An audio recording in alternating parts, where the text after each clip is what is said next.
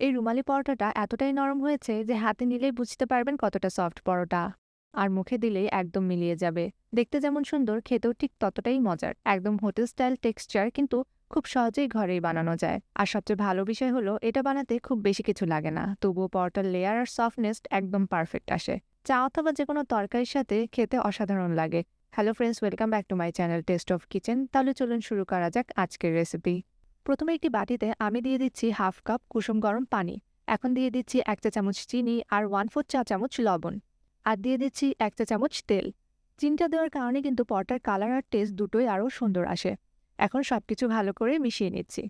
এরপর দিয়ে দিচ্ছি 1.5 কাপ ময়দা। আমি এখানে প্রথমে 1 কাপ ময়দা দিয়েছি এবং পরবর্তীতে আরও হাফ কাপ ময়দা অ্যাড করেছি। এখন ডো সুন্দর করে মথে নিচ্ছি। প্রথমে একটু স্টিকি লাগতে পারে, কিন্তু কিছুক্ষণ মথলে ডো একদম সফট আর স্মুথ হয়ে যাবে। দেখুন ফ্রেন্ডস, আমি ডো একটু সফট করেই বানিয়েছি, কারণ সফট ডো হলে পরোটা অনেক বেশি নরম হয়। ডো যত ভালো করে মথবেন পরোটার টেক্সচার তত সুন্দর হবে। বন্ধুরা, আপনারা আমার এই রেসিপিটি কে কোন জায়গা থেকে দেখছেন অবশ্যই কমেন্ট করে জানাবেন। আপনার কমেন্টস আমাকে নতুন নতুন রেসিপি বানাতে অনুপ্রেরণা যোগায়। এখন ডোটা 4টা সমান ভাগে ভাগ করে নিচ্ছি, তারপর কিছুক্ষণ পাশে রেখে দিব। এখন একটা ছোট বাটিতে নিয়ে নিচ্ছি 2 টেবিল চামচ কর্নফ্লাওয়ার আর 2 টেবিল চামচ তেল। এখন ভালো করে মিশিয়ে নিচ্ছি। এই মিশ্রণটাই কিন্তু সুন্দর লেয়ার তৈরি করার সিক্রেট। এই মিশ্রণটি ব্যবহার করলে পরোটার ভেতরে সুন্দর আলাদা আলাদা লেয়ার তৈরি হয়, আর ভাজার পর পরোটাটা একদম নরম, ফ্ল্যাকি আর হালকা ক্রিস্পি হয়।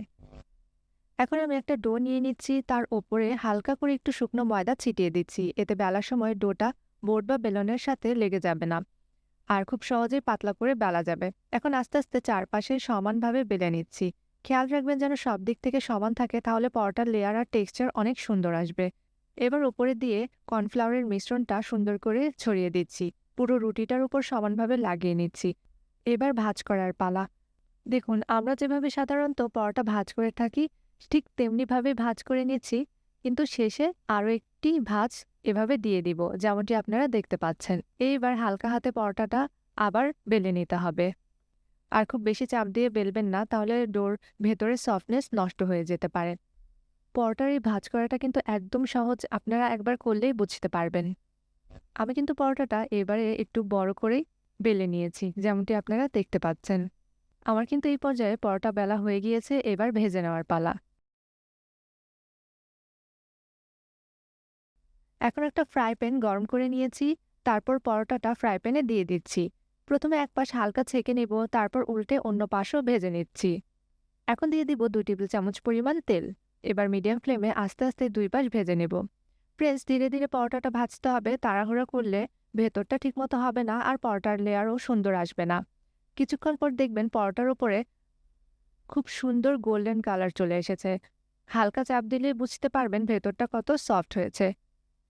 দেখুন বন্ধুরা, ভাজার সময় বোঝা যাচ্ছে যে পরোটাটা কতটা সফট হয়েছে।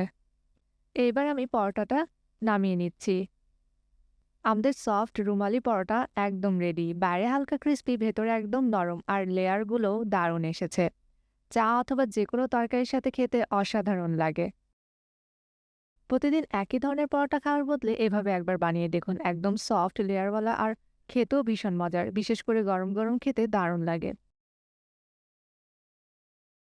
আমি যখন প্রথম এই পরোটা বানিয়েছিলাম সবাই ভীষণ পছন্দ করেছিল।